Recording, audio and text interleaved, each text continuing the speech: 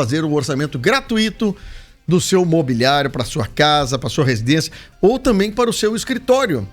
Vou mandar o endereço da Econômica Design para o meu amigo Jean Marcelo da Vostro Investimento. Jean Germani, muito bom dia. Bom dia, tudo bem contigo, Fábio? Muito bem, meu amigo. Como é que tá as coisas aí em Porto Alegre nesse momento? O mesmo tempo que tu preveste aí é o que nós estamos vendo aqui da janela. Mas sabe que passei em Porto Alegre essa semana, uma tarde aí, ô Jean, e tu sabe que eu percebi como tem pouco carro em Porto Alegre andando nessa época, né? Mudou bastante, né? Já é uma época que tem menos trânsito e com o distanciamento social, o trânsito para quem tem que se deslocar ficou bom. E muitas coisas, né? O Jean é um cara que tem muitos contatos, trabalha nessa área de investimento e muitas vezes, né, Jean, tu tinha que se deslocar de um cliente para outro, às vezes pegar trânsito, perdia hora no trânsito. E hoje, com essa questão da videoconferência, como facilitou a vida tua e dos teus clientes, né? Isso é muito interessante, Fábio. Algumas coisas vão mudar em definitivo na vida da gente. As pessoas eram resistentes em fazer uma reunião por vídeo, como tu normalmente entrevista os teus clientes, teus convidados, né? Sim. E para nós aqui, os clientes agora estão preferindo trabalhar dessa forma, mesmo quando não tem necessidade do distanciamento. Entrou no sangue, diria assim, é que nem na época dos dinossauros, né? Uma coisa mudou para sempre. Eu acho que isso aí é uma coisa interessante. Sabe que a primeira reunião por videoconferência aqui na Acústica FM foi realizada em início de dezembro aqui. Final de novembro, início de dezembro. Olha, foi um momento tão bom. Nós ficamos 1 hora, quase 2 horas, a equipe toda conversando, tinha gente de folga, se reuniu. E o bom é que todo mundo fala e muitas vezes tu não consegue reunir a tua equipe, né, Jean? Tem trabalho com horários diferenciados, então tu tem que aproveitar a turma onde estiver, cada um na sua casa, no seu trabalho, para poder reunir. Mas eu acho que isso aí, como tu disseste, né? Às vezes precisa um choque pra gente mudar a conduta. Agora eu quero te perguntar o seguinte, nós estamos acostumados aí há alguns anos, e principalmente os últimos 2 anos, tô falando 18 e 19, o 20 já é um pouquinho mais turbulento, nós vimos as taxas de inflação serem arrastadas para baixo, como também os juros. Existe, né, Jean, muita gente que ao longo do tempo conseguiu adquirir, ter economia, essas coisas, e gostaria de ter o seu dinheiro rendendo no mínimo um percentual para que pudesse aquele dinheiro trazer algo de volta para as pessoas. Acontece que nós mascaramos com o tal do juro alto e rendimento alto quando as duas coisas funcionam junto com a inflação alta. Então, tu acha que ganha, mas ao mesmo tempo o dinheiro se empata. Agora, com o juro baixo, Jean, como é que as pessoas podem definir sobre investimentos, hein? O mais importante nessa questão, Fábio, é entender o que é risco dentro de um investimento. O próprio prazo que nós corremos dentro de um investimento é um risco. A pessoa investe no banco pedindo liquidez diária, pedindo a disponibilidade diária do dinheiro. Sim.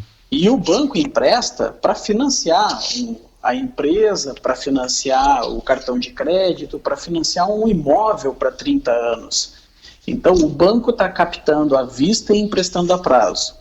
Quando nós, investidores, ofertamos para o banco a segurança de que nós não vamos pedir esse dinheiro, que nós não vamos sacar esse dinheiro em 1 ano, em 2 anos, enfim, um prazo qualquer definido, o banco nos dá uma contrapartida de um juro melhor. Sim. Então é importante entender que o juro que nós estamos recebendo ele está baixo se nós travarmos investimentos com prazos líquidos, com prazos curtos. Mas se nós trabalharmos um dos 3 elementos que existe no mercado, em termos de risco, que é um dos 3, que é o prazo, e nós travarmos o investimento para 4 anos, 5 anos, a gente pode fazer um CDB pré-fixado de 6, 7, 8% ao ano. E a taxa de juros do país é 2%. E por que acontece isso? Porque existe alguma soma de elementos. Uma expectativa, uma incerteza de qual será o juro do mercado futuro, faz com que o banco oferte um juro maior para o cliente fazer um investimento. E também o prazo. Tu estás aceitando ficar com o dinheiro preso durante um período maior, então o banco te dá uma contrapartida de um juro melhor. É isso aí. Interessante estar dizendo isso aí, eu estou me lembrando de algumas coisas, né? Uma delas é o seguinte, Jean. E você que lida com clientes de todos os tamanhos, deve compreender mais ou menos o que eu quero dizer. A gente daqui a pouco chama o Jean, que é lá da Vostra Investimentos, olha, eu preciso aplicar aqui 50 mil reais, Jean, mas eu não sei quando é que eu vou precisar, eu estou pensando em fazer uma coisa, comprar daqui a pouco uma casa na praia, ou daqui a pouco reformar minha casa, mas eu fico sem esse prazo definido na minha cabeça.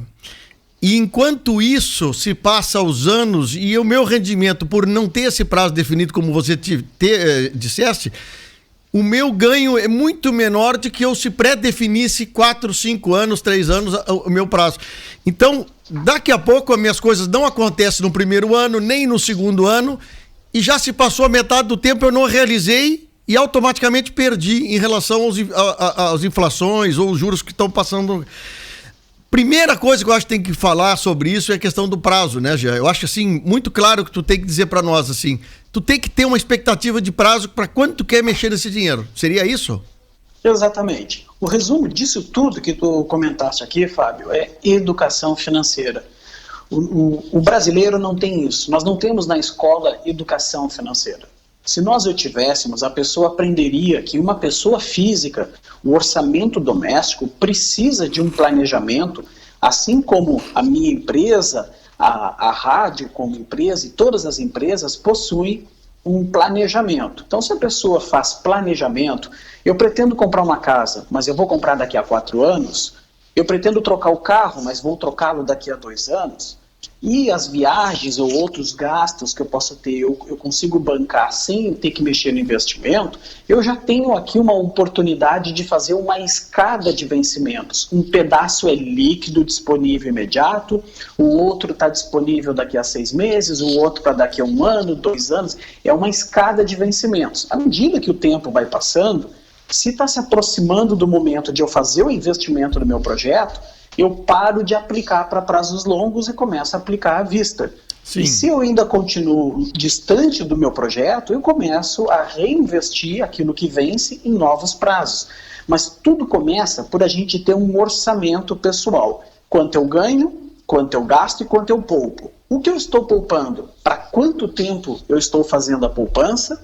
Para poder combinar junto com um assessor de investimentos, com um gerente de banco, para combinar com ele uma escada de vencimentos e fazer uma carteira de investimentos diversificada, onde a diversificação não precisa necessariamente ser o que vem à cabeça como produtos diferentes. Podem ser no mesmo produto. Poderia ser tudo dentro de CDB. Mas CDBs que têm datas diferentes, que tem vencimentos diferentes, fazendo com que tenha uma escada de vencimentos. Claro que a gente não considera só isso, existem outras características que a gente coloca na montagem, o risco de oscilação de um investimento, se estiver investindo no mercado de renda variável e outros elementos. Mas o elemento mais básico é desenhar o orçamento, ver quanto sobra, qual é o tamanho do superávit do seu orçamento, e essa sobra programar para quando eu vou usar e com essa programação aproveitar essas oportunidades. Claro que quando a gente fala que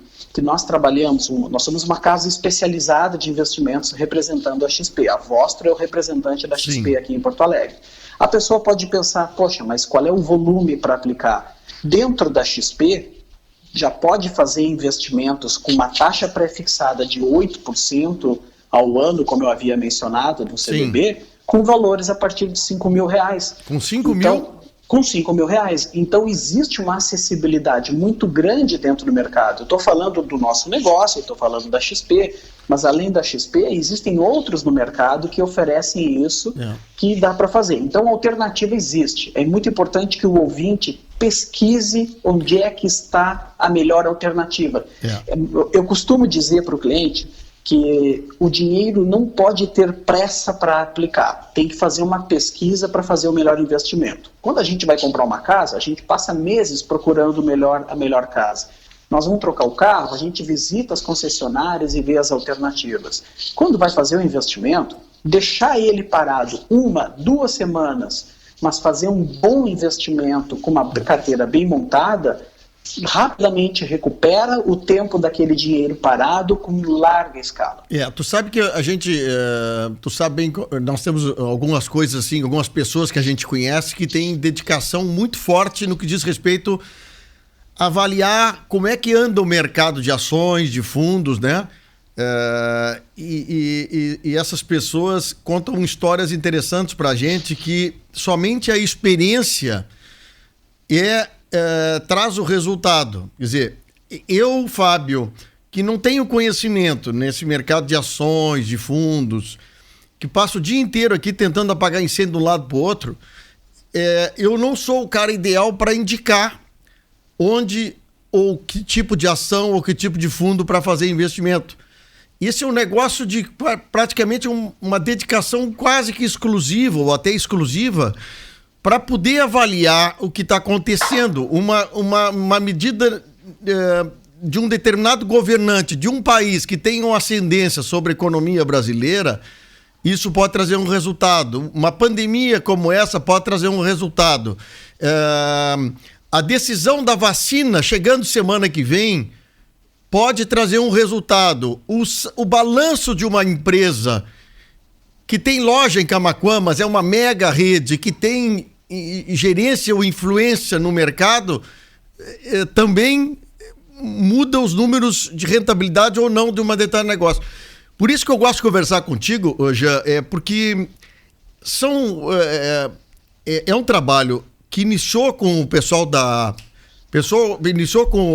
o pessoal da XP, logo no seu início de trabalho, e eu ontem brigava contigo, o dono da XP, que é o Peixe Mall, eles estiveram em Camaquã, quando ainda eles moravam em Porto Alegre, e vieram vender uma ideia de que nós podíamos aqui, nós em Camaquã, isso faz muitos anos, viu?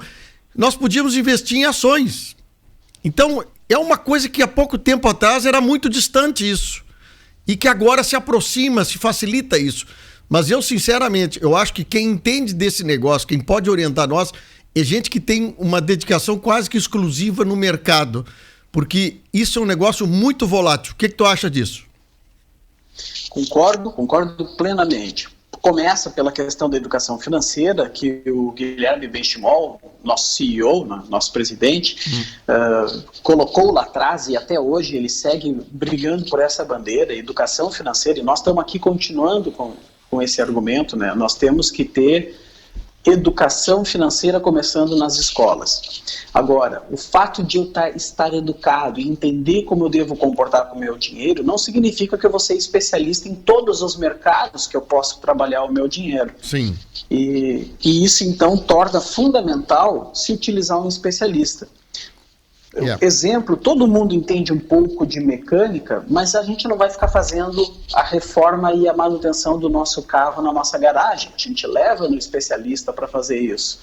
Mas é importante que a gente tenha um ouvido afinado, sinta o carro para saber que ele está andando meio torto, que ele está com um barulho estranho. Isso é a mesma coisa no mercado financeiro. Eu tenho que ter uma noção básica e ter uma educação financeira para entender que preciso do especialista e utilizá-lo na hora certa para que a gente tenha um portfólio, uma carteira de investimentos rendendo a favor dos projetos de vida, para que efetivamente o dinheiro trabalhe para nós e não nós trabalharmos por dinheiro. Eu tenho medo, viu, Jean? Muitas notícias vêm para nós através dos sites ou jornais e diz assim: a ação da empresa tal bateu recorde, não sei o quê. Aí eu não conheço o mercado, eu vou lá e digo, vou investir minha poupança na empresa tal que o preço das ações dele já se atingiu o máximo, daí para frente provavelmente deverá cair. Quer dizer, as informações chegam para nós de certa forma que muitas vezes para vocês que estão no mercado, a interpretação já é o seguinte: já passou a vez dessa ação, agora nós temos que esperar a outra onda. Quer dizer, e muita gente entra na cascata e diz o seguinte: agora a Petrobras está lá no teto, o petróleo vai subir, não sei o quê, vamos todo mundo investir na Petrobras. Só que as ações da Petrobras já estão lá em cima. A chance dela cair é muito maior do que ela subir mais do que isso. Isso é um exemplo, por exemplo, que às vezes a mídia, a desinformação nossa, o não profissionalismo nosso, nos leva a fazer investimentos errados. O que tu acha disso? É verdade, concordo contigo. O mercado hoje ele é muito dinâmico, nós estamos na era da informação, então nós temos a informação circulando com velocidade, com qualidade, mas a origem dela se tornou ainda mais rápida ainda. Então, a gente está se preparando para um movimento, quando vê ele acontecer, ele já está passando, ele é muito rápido. Essa é uma primeira questão que a gente tem que considerar quando faz esse tipo de investimento, como investimento de ações. Outra questão que é importante, a gente tem um ditado dentro do mercado financeiro, dentro do mercado de ações, que o mercado sobe no boato e realiza no fato. Então, muitas vezes, aquela questão que eu estou olhando como interessante, aquele balanço vai ajudar a subir, aquilo já foi antecipado, porque o analista já mostrou que havia uma tendência de alta, as pessoas já começaram a se alocar no papel, e quando ocorre a publicação do fato, ele cai, porque no boato ele já tinha subido, e aí vem a realização do lucro. E a gente tem que entender que o mercado de ações, ele vai ter naturalmente altas e baixas, porque a única forma de botar o dinheiro no bolso é vendendo para realizar o lucro. Então ele sobe no boato e realiza no fato, acontecendo o que tu disseste. Eu acho que isso aí é principal para quem quer entrar no mercado de ação. Não se meta a fazer um negócio que você não sabe. Procura especialista. Agora que eu pergunto o seguinte, quero falar contigo sobre juros. Nós estamos com os juros mais baixos que eu pelo menos que eu me lembro. Eu nasci há pouco tempo, passamos por vários planos. Hoje, eu acho que eu nunca vi um juro tão baixo. Qual é a tendência 2021? E a segunda pergunta é a seguinte, com um juro tão baixo esse, como eu posso aumentar minha rentabilidade? Porque tendo juro baixo, o spread ou qualquer tipo de investimento via coisas oficiais, banco, essas coisas, juro de banco, ele realmente vai tornar incipiente, ou seja, assim, sem valor quase, né? Rentabilidade.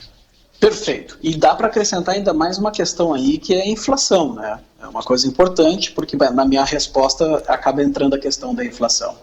Eu citei aqui o CDB do banco pré-fixado. A gente pode pensar em 3 alternativas de CDB.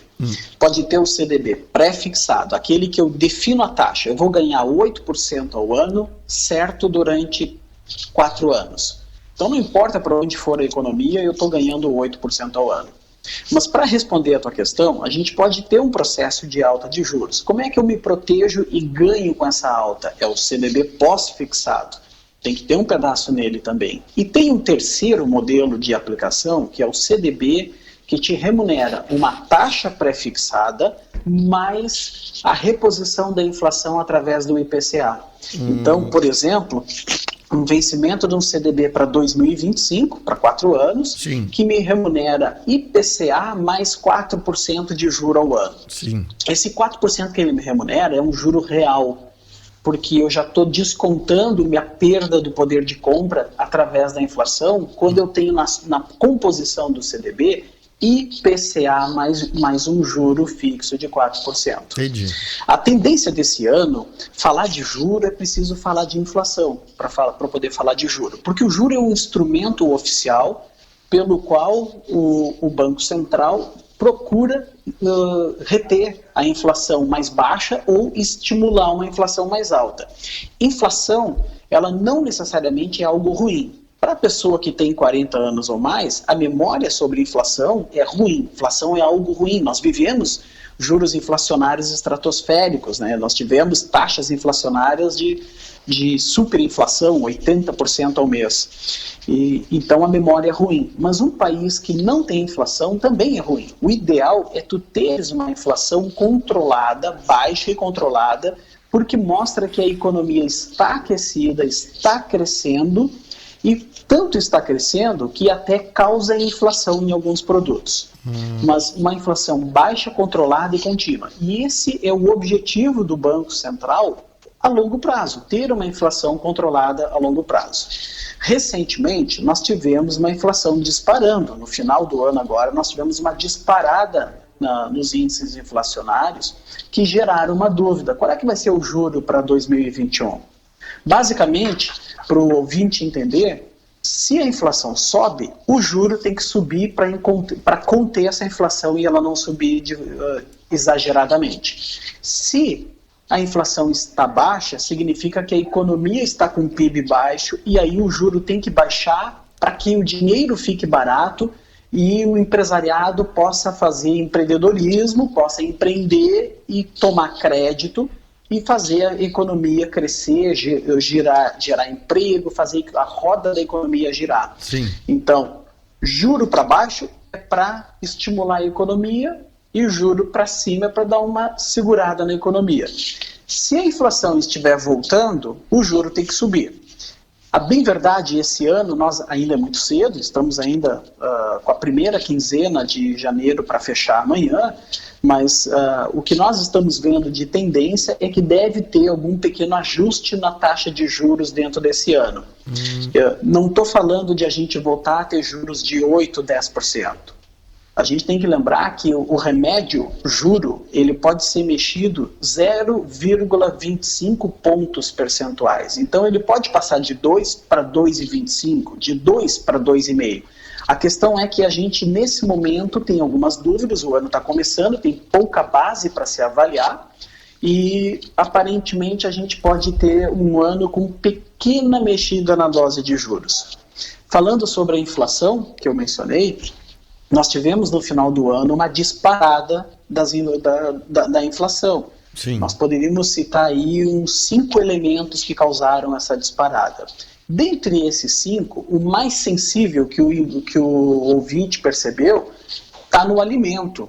Por exemplo, a soja, o óleo de soja subiu nos últimos meses, subiu 103%. Nós tivemos uma apreciação no custo do óleo de soja, uma alta de 103%. Se ele pagava 10, passou a pagar 20, 22 reais pelo litro. Verdade.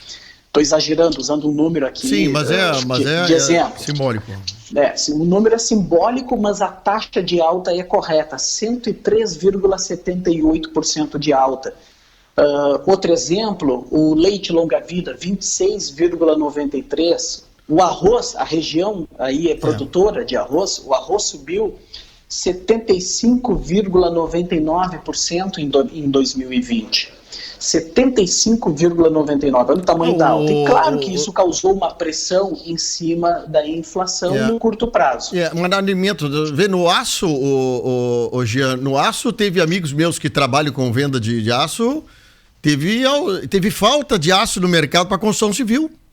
Aí é um dos 5 elementos que trouxeram a inflação, mas aí o movimento é diferente. O que ocorre? O grão que eu estou falando, o leite, o feijão, o arroz, os alimentos subiram porque a exportação brasileira cresceu muito.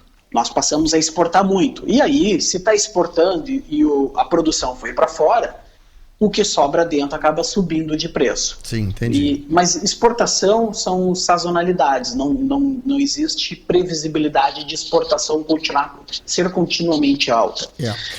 Pode ser que aconteça, mas não necessariamente será. Já a questão do aço, nós tivemos uma parada da produção. Temos que lembrar que lá em março, abril, maio, o país puxou o freio de mão, ninguém sabia como se comportar perante um ambiente de uma pandemia mundial do coronavírus atacando o mundo todo. Primeiro momento nós tivemos o lockdown, que era para ser total, e as empresas pararam. Então faltou estoque. Quando começaram a trabalhar, quando começou a reaquecer a economia e os negócios, rapidamente começou a queimar o estoque. E aí é uma questão de oferta e procura. Se eu tenho uma caneta para vender, eu vou vender pelo preço mais caro. Se eu tenho 500 canetas, eu vou vender pelo preço que é o preço de uma caneta. Naquele momento, os estoques não eram de 500 canetas, era de 1, 2 canetas. Então, o vendedor, ele faz leilão. Pergunta quanto cada um paga e quem paga mais leva. Como o preço foi alto, a inflação foi alta em cima desses produtos. Mas essa é uma inflação momentânea. e outras são inflações permanentes.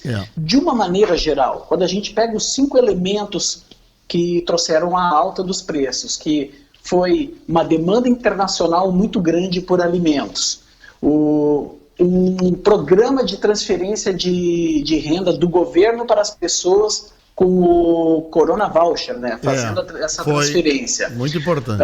A reabertura dos serviços que tu mencionaste aí como exemplo do aço, desvalorização do real, e tem mais uma coisa que essa é permanente, uma antecipação no reajuste da conta de luz.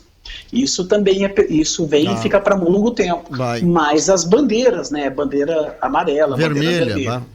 Então isso tudo trouxe um processo inflacionário.